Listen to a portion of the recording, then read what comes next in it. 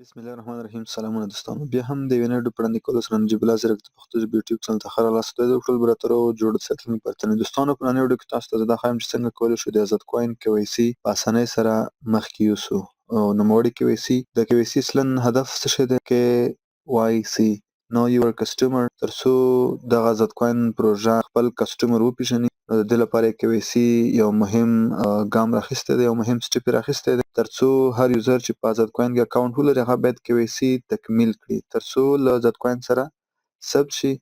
نو که چېرته په آینده کې کوم ستونزه مشکل پېښېدل نو کولی شي په اسانۍ سره خپل مشکل حل کړي. نو اوس څنګه کولی شو چې KYC مونږ کمپلیټ کړو؟ خو مخکې د دې نه چې که چېرته تاسو KYC نه وي کړي نو تاسو ویډرا هم نشئ کولی.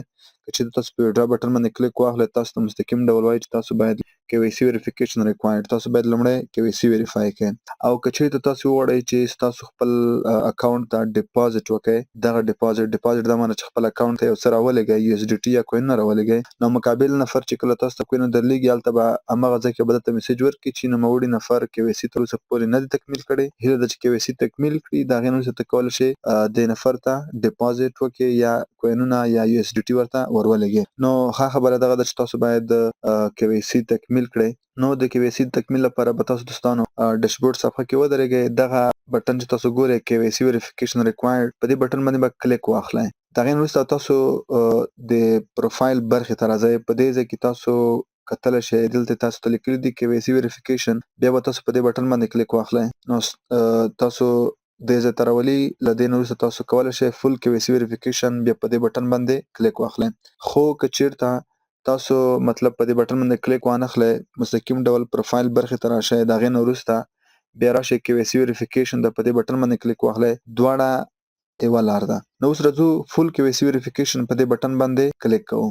نو دغه لومړی سټپ دی فل KYC ویریفیکیشن. نو لومړی قدم کې پرسنل انفارمیشن، شخصي معلومات دي.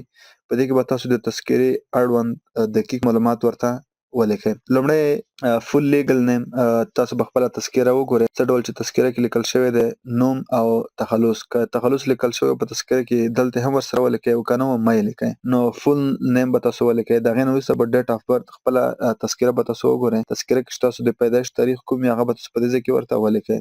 بیا راځو کوزه نشنالټي ته. په دې ځای کې به تاسو افغانستان انتخاب کړئ. په دې بټن باندې چې کلیک واخلئ، افغانستان یې په سر کې دی، دغه به تاسو انتخاب کړئ. د هغې نه وروسته به لاړ شئ، لاندې به تاسو خپله موبایل شماره ولیکئ او نیکسټ سټپ بټن باندې به کلیک واخلئ. نو زه ځم دغه انټري کوم، دغه خانې زه ډکوم.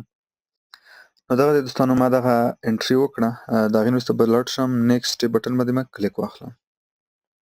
دوهم راځو ریزیډنشل اډرس ته. ریزیډنشل اډرس کوم ځای کې چې تاسو اوسېږئ، د تذکرې اړوند به تاسو هغه معلومات په دې ځای کې ورته ولیکئ. لومړی چې تاسو ګورئ فل اډرس دی، په دې ځای کې تاسو ته دلته ویلي دي سټریټ، بلډینګ نمبر او ډسټریکټ. نو تاسو به په دې ځای کې د کلي نوم ولیکئ، بیا به کامه ورکئ.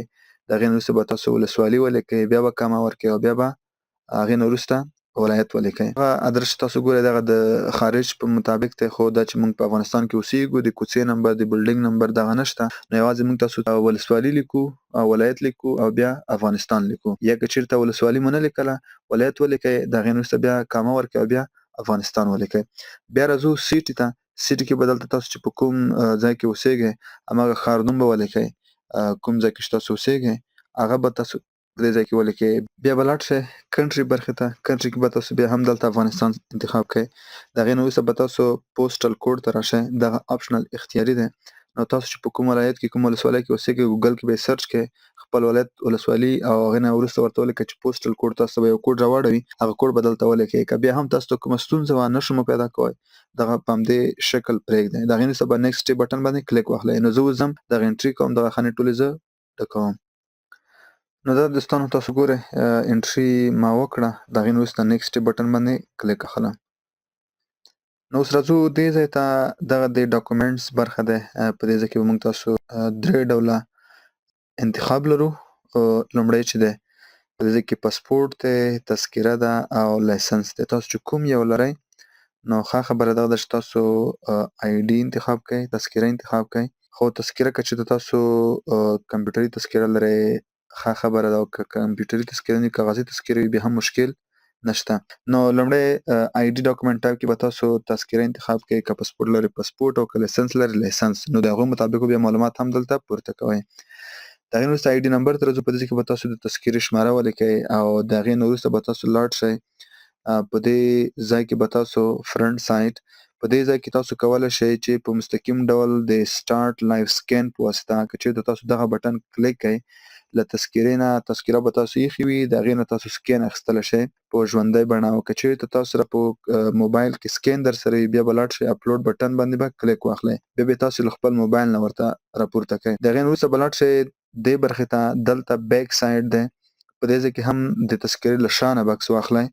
سټارټ لایف سکین که چېرته تاسو په دې بټن باندې کلیک واخلئ نو تاسو مستقیم ډول له خپلې تذکرې نه یو عکس اخیستی شئ، او که چېرته تاسو سره په موبایل کې سکین وي، مخکې له مخکې تاسو سکین کړي وي، نو به اپلوډ بټن باندې کلیک واخلئ، نو تاسو به یې موبایل نه ورته راپورته کوئ.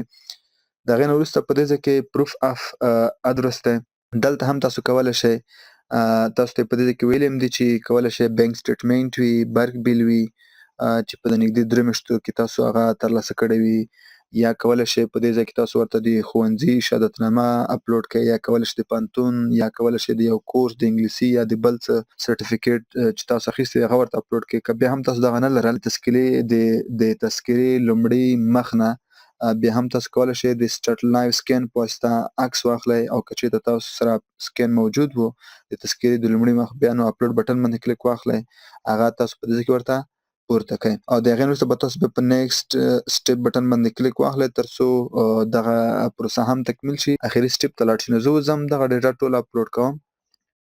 نو دا دوستانو تاسو په دې ځای کې ګورئ ما سره عکسونه الریډي مخکې له مخکې موجود وو، نو اپلوډ بټن مې کلیک واخیسته، نو هغه مې ورته ټول اپلوډ کړل، او په دې ځای کې مې هم په دې دریم برخه کې مې هم ورته پروف اف ادرس کې مې هم ورته تذکرې لومړی مخ پورته کړه، نو بیا به هغې نه لاړ شم نیکسټ بټن باندې کلیک واخلم. په دې ځای کې دغه اخري سټیپ دی، کولی شئ چې 2 اپشن دي، یو اپشن یې دغه ده چې کولی شئ په مستقیم ډول د دې ژیړ بټن په واسطه کمره به انتخاب شوي وي، دغه کامره به سلیکټ شوي وي، د هغې نه وروسته ته کولی شئ سټارټ لایف سکین باندې کلیک واخلئ، له خپل ځانه په مستقیم ډول عکس واخلئ، او یا که چېرته تاسو سره په موبایل کې عکس در سره وي خو عکس باید ډېر صفا وي، باید په اے آی باندې جوړ شوی نه وي، ستاسو باید حقیقي عکس وي، ځکه دغه کی وای سی چې دی دغه د یو سیستم د یو ماشین په واسطه چک کېږي. نو دلته تاسو ته لارښوونې کړي هم دي ریکوایرمنټس کې، فیس ان آی ډي ډاکومنټ کلیرلی ویزیبل، نو ستاسو مخ باید ډېر واضح وي، تیاره باید نه وي موجوده، او که چېرته تاسو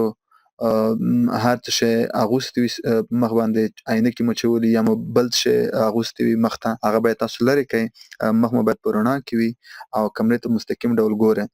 نو که چېرته بیا هم تاسو په ژوندۍ بڼه عکس نه اخیسته تاسو سره په موبایل کې، نو بیا به لاړ شئ اپلوډ بټن باندې به کلیک واخلئ، د هغې نه وروسته به تاسو بیا لاړ شئ سلیکټ سیلفي، دغه به تاسو انتخاب کړئ، نو په دې بټن باندې کلیک واخلئ سلیکټ سیلفي ایمیج، تاسو به دلته عکس ورته اپلوډ کړئ. نو زه اوس ځم دغه عکس ورته اپلوډ کوم، ما سره په موبایل کې شته، او دغه اخري سټیپ دی، نو تاسو به د اپلوډ په واسطه عکس ورته پورته کوئ، او که چېرته بیا هم عکس پورته کول اپشن نه و، نو تاسو به په د کیمرې په واسطه په مستقیم ډول له ځانه عکس واخلئ، دغه ژیړ بټن به کلیک کړئ، له ځانه به عکس ورته واخلئ، او بیا به نیکسټ بټن باندې کلیک واخلئ تر څو ستاسو د کی وای سی اخري پروسه بشپړ شي، نو ورته منتظر به شئ تر څو پورې چې تاسو ته د کمپنۍ له طرف نه تاییدیه راغلې نه وي. که چېرته تاسو په ډاکومنټس کې یا په انټرۍ کې یعنې د معلوماتو په داخلولو کې ستونزه وه، نو تاسو ته به د ډیشبورډ په برخه کې لیکلي وي چې تاسو مطلب کی وای سی ویریفای نه شوه، تایید نه شوله، له سره بیا کوشش وکړئ، او که چېرته تاسو معلومات په دقیق ډول لیکلي وي نو ستاسو کی وای سی به بشپړ شي، نو بیا تاسو په اسانۍ سره کولی شئ خپل اکاونټ ته ډیپازټ وکړئ، ویډرا وکړئ، هم یو اس ډي ټي یا کوینونه ورته راولېږئ، او هم کولی شئ خپل اکاونټ نه یې وباسئ. دوستانو که مو چېرته ویډیو خوښ شوه ډېرو ملګرو سره هم شریکه کړئ د اکاونټ جوړولو لپاره. که چېرته تاسو تر اوسه پورې په ازاد کوین کې اکاونټ نه وي جوړ کړی، نو مهرباني وکړئ د ویډیو په ډسکرپشن او د ویډیو په ډسکرپشن او همدارنګه په لومړي کمنټ کې به د ازاد کوین لینک پروت وي، زما د ازاد کوین ریفرل لینک باندې اکاونټ جوړ کړئ، هر ډول ستونزه وي کولی شئ ما سره په اړیکه کې شئ، او که بیا هم تاسو هلته پیدا نه کړم ماته میسج وکړئ، زما ټلګرام چینل کې به هم لینک موجود وي. بیا کولای شئ ما سره اړیکه ونیسئ. تاسو ته زه په شخصي کې لینک درولېږم. کولای شئ تاسو په اسانۍ سره اکاونټ جوړ کړئ، KYC ویریفای کړئ او د اکاونټ جوړولو KYC ویریفیکیشن کې که تاسو سره بیا هم کومه ستونزه او مشکل وو، کولای شم زه تاسو سره مل شم، تاسو سره ملتیا وکړم، د ستاسو ستونزې زه مخته یوسم، حل کړم ترڅو تاسو په اسانۍ سره له آزاد کوین نه حلال عواید ترلاسه کړئ. نو ویډیو لایک کړئ، شیر یې کړئ، حتما له ملګرو سره هم شریک کړئ. د نورو ویډیوګانو لپاره زموږ یوټیوب او ټلګرام چینل در سره تعقیب کړئ.